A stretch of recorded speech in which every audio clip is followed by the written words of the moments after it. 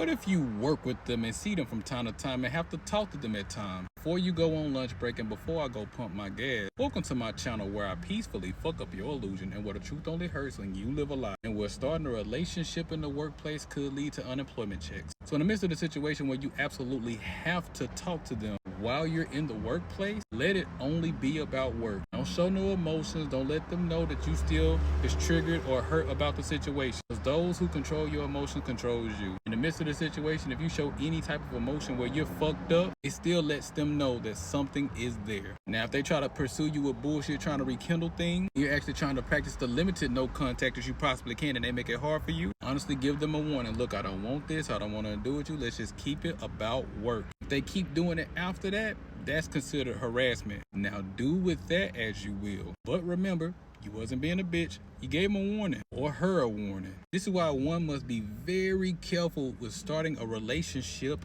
in the workplace. A lot of people don't realize the intimacy that is shared between workers. No, I don't mean cuddling, kissing, and hugging. Intimacy comes in many forms. Sometimes people come to be vulnerable with you about their personal thing, and consoling you about your problems or whatever you're confiding in somebody in shows intimacy to a degree. That's why a lot of people, when it comes to cheating in a relationship, more times than not, it's with the person at the workplace. Please attest to this. More relationships get started from the workplace. Some of us might not have been here if mom and dad didn't share the same employment. Some of y'all don't meet y'all soulmates until after you get married. Guess where you meet them at?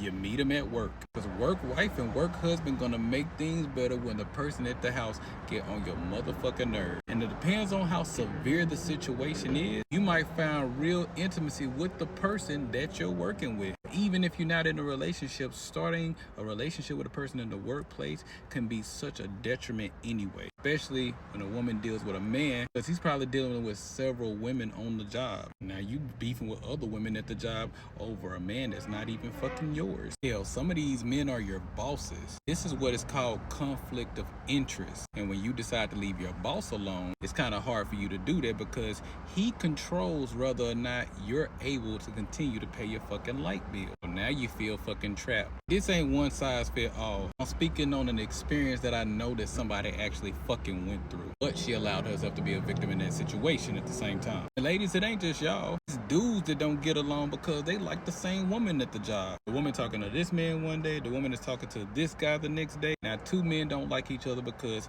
we talking to the same person. Let's go into deep water so we can come back to the surface with clear understanding. Check this shit out. Life is hard enough as it is, especially when we both don't even like it at this motherfucker. So misery loves company. I'm going to connect with motherfuckers at this workplace. It includes friendships, relationships, whatever, because misery loves fucking company. A lot of us would not even choose to fuck with these people outside of work.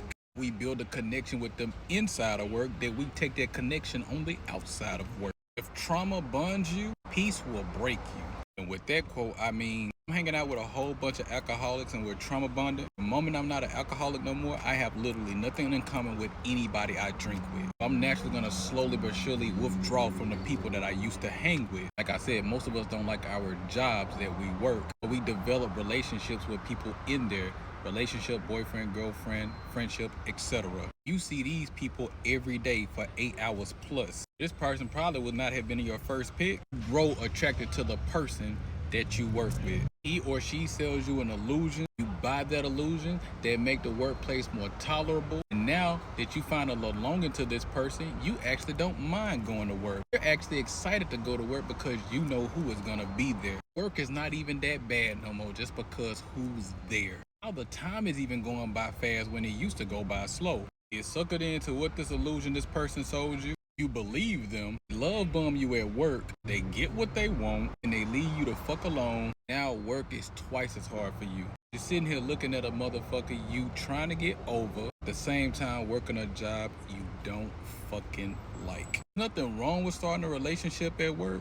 Take precaution, because this is the place you make your bread and butter at. Back to the surface of the conversation, a million jobs, there's only one you. You can't stand to work with this individual, go try to find somewhere else to work. If you just so attached to the job where you can't leave it, be grown and handle conversation according to work. No different than when the baby mama and baby daddy had to deal with each other for the sake of the child only. Outside of their child, there's no fucking talking. Same way with work. It's okay that I gotta see you every day, but let's keep it about work.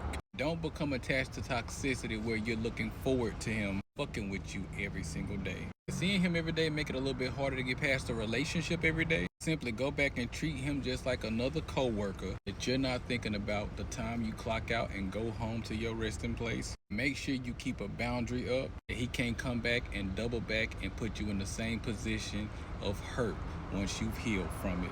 For those who need it.